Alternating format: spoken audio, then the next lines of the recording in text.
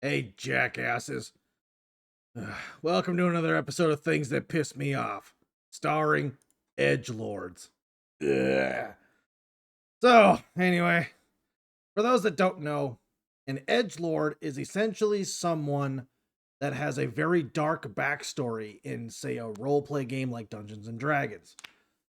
Someone like Sasuke from Naruto is a prime example of an Edgelord. But he's not essentially the problem. The problem comes from it when people take it too far. Okay, so let's say, for example, we're playing a Dungeons and Dragons game, and you have someone come up with a rogue assassin. All right, first red flag. Second red flag. They're basically their entire character revolves around killing something or someone, whether that's just random NPCs or if their goal in life is to like hunt down a single person and destroy them. So let's add that to a backstory. Let's say, for example, this edge lord particularly had a nice farming family who was all happy-go-lucky in their ranch, and then a bunch of raiders came by and offed them, killed the parents, but the child got away by hiding under their bed. And now the child has sworn vengeance. They have decided that they will avenge their parents by training in the ways of the night, by training in the ways of the assassin and the blade.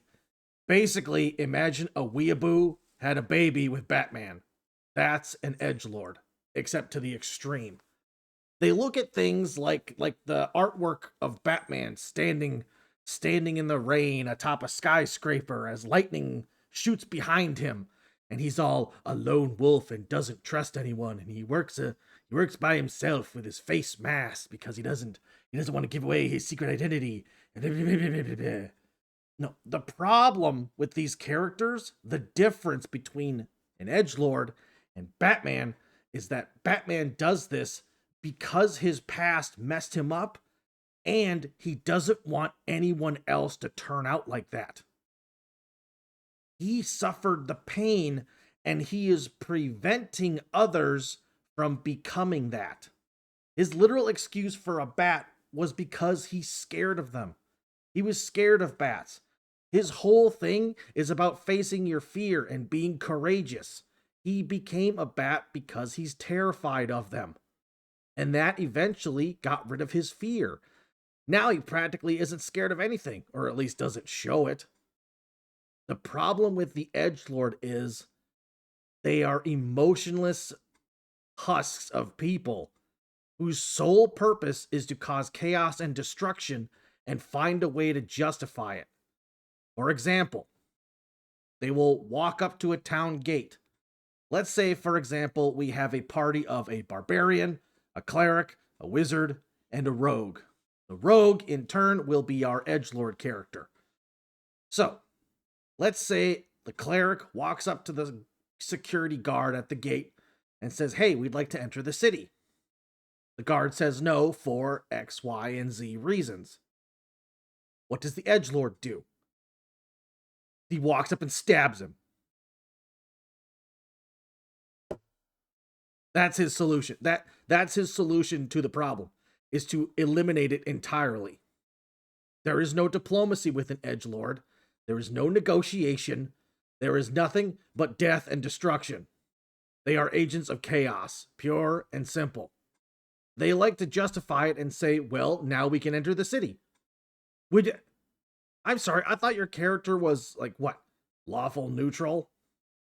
Yeah, because I follow a code. Because I refuse to follow any laws other than my own. I mean, yeah, sure. But you're also disrupting the laws of other people.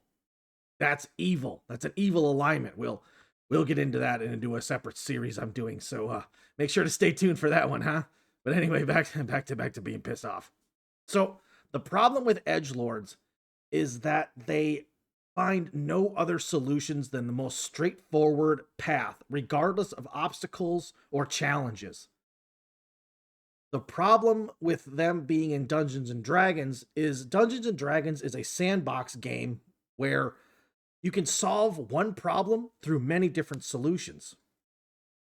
the problem with edgelords in writing is that they eliminate all of that potential by just forming a straight line.